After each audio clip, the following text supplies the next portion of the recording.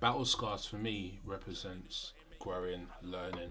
2017, I was diagnosed with having cancer and I had to have an operation.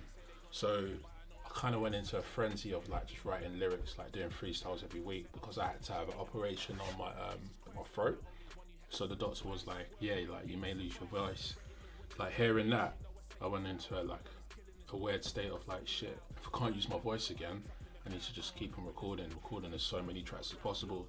So what I started doing is just dropping a freestyle every week and just going into a progression of just like jumping on anyone's beat, ripping it up, doing something crazy to it, uploading it, mixing it, mastering it myself. And then I was writing like deeper songs as well, which was about reflecting on life and me growing up, relationships, not seeing children, access being taken away, real life stuff, you know what I mean, real life issues.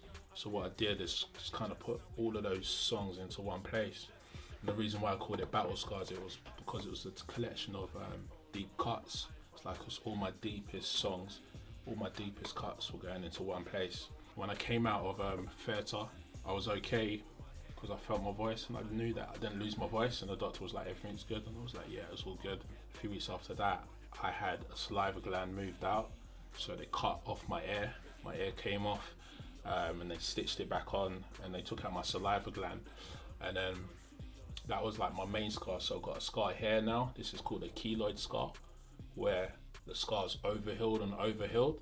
So it's got to that point where now I'm going in for surgery again. But yeah, so that is why the album's called Battle Scars. It's because I've got scars to prove it. There's a lot of deep cuts. There's a lot of raw emotions, and yeah, that's the reason why I call it Battle Scars.